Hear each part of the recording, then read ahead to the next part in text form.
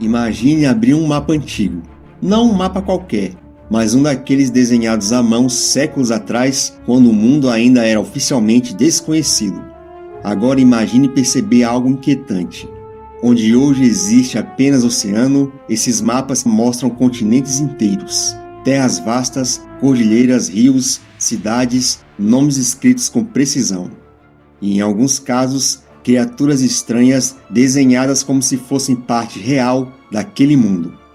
A pergunta surge quase automaticamente: esses mapas estavam errados ou nós esquecemos de alguma coisa? Vamos falar sobre mapas que desafiam tudo o que aprendemos na escola. Mapas que parecem registrar um planeta diferente do nosso. Um mundo inteiro anterior a cataclismos, dilúvios ou até um possível reset da civilização. Vai se preparando, porque você vai ouvir agora não é apenas história. É um convite a questionar o que realmente sabemos sobre o passado da Terra. Antes de entrarmos nos mapas específicos, precisamos entender algo importante. Mapas antigos não eram feitos como os de hoje. Eles não eram simples tentativas artísticas ou especulações aleatórias. Cartógrafos antigos reuniam relatos de navegadores, manuscritos ainda antigos, arquivos de bibliotecas perdidas, tradições orais, conhecimentos herdados de civilizações anteriores. Muitos mapas medievais e renascentistas afirmam explicitamente que foram copiados de mapas antigos, alguns descritos como anteriores ao dilúvio. Aqui surge o primeiro ponto inquietante.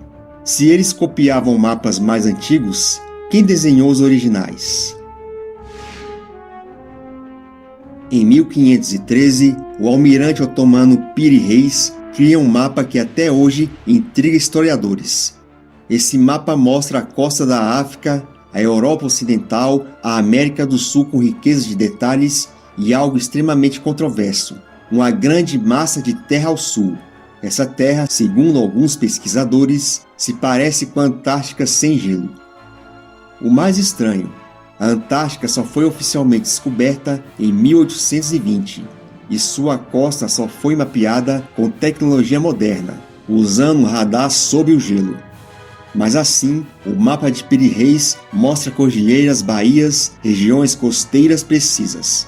No próprio manuscrito, Piri Reis escreve que utilizou mapas muito antigos, alguns vindos da época de Alexandre o Grande. Além disso, aparecem nomes curiosos em regiões hoje submersas, associadas a terras chamadas por alguns estudiosos de Antilha, Terra Australis, regiões ligadas, segundo teorias alternativas, à Atlântida. E não para por aí. Em versões posteriores de mapas derivados dessas tradições, aparecem criaturas marinhas gigantes, serpentes oceânicas e seres híbridos, não como mitologia decorativa, mas como avisos de navegação. Atlântida não surge apenas em Platão.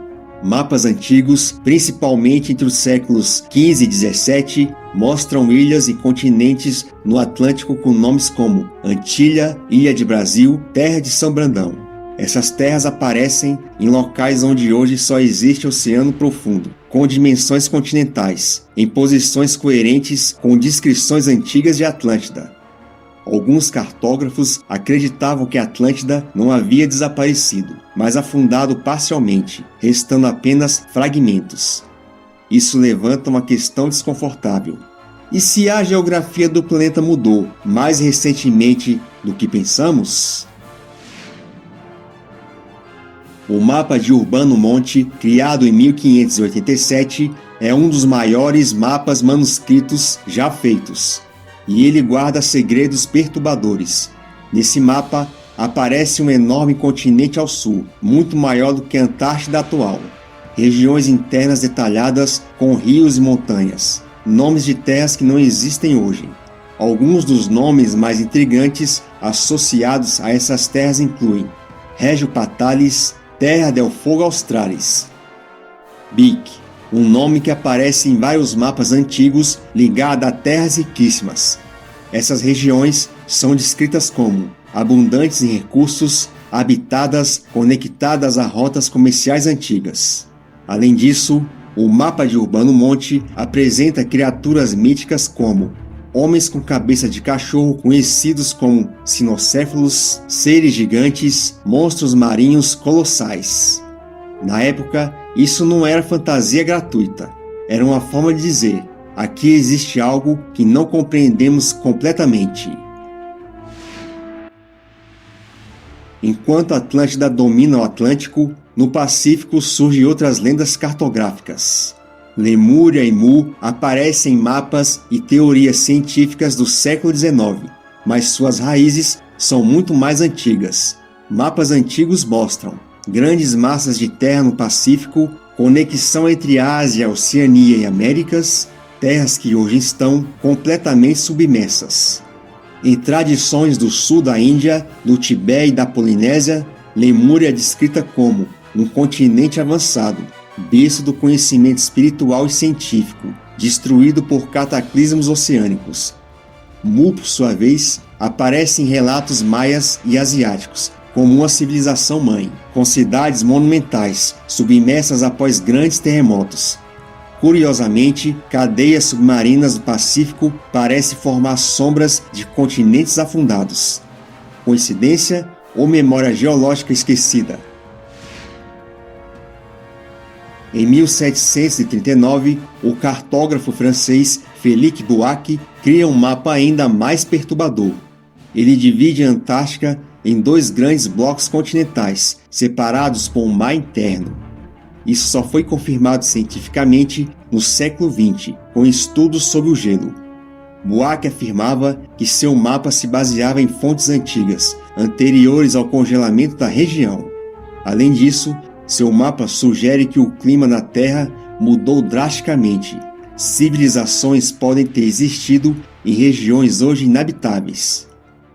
E aqui surge uma pergunta que ecoa até hoje: quem viveu nesses continentes antes do gelo? Dragões, serpentes gigantes, híbridos humanoides. Essas figuras aparecem repetidamente nos mapas antigos. Alguns dizem que eram apenas símbolos. Outros acreditam que representam animais hoje extintos, espécies desconhecidas ou até encontros reais exagerados com o tempo. O curioso é que as mesmas criaturas aparecem em culturas diferentes, separadas por oceanos. Como explicar isso? Existe uma hipótese cada vez mais discutida fora do meio acadêmico tradicional, a de que a humanidade passou por um grande reset, um evento global, dilúvios, impactos cósmicos, mudanças abruptas no eixo da Terra, elevação dos oceanos. Isso explicaria continentes submersos, mapas herdados de um mundo anterior, conhecimento que surge do nada na Idade Média. Talvez esses mapas não sejam erros, talvez sejam fragmentos de um passado que não sobreviveu.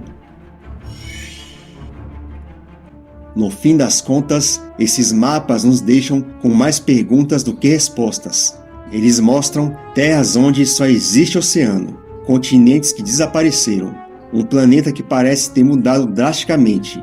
Se eram erros, por que tantos mapas concordam entre si? Se eram mitos, por que tanta precisão geográfica? Talvez o maior mistério não esteja nos mapas, mas no que decidimos lembrar e no que esquecemos. E quando olhamos para o oceano, talvez estejamos encarando não apenas água, mas a superfície silenciosa de um mundo perdido.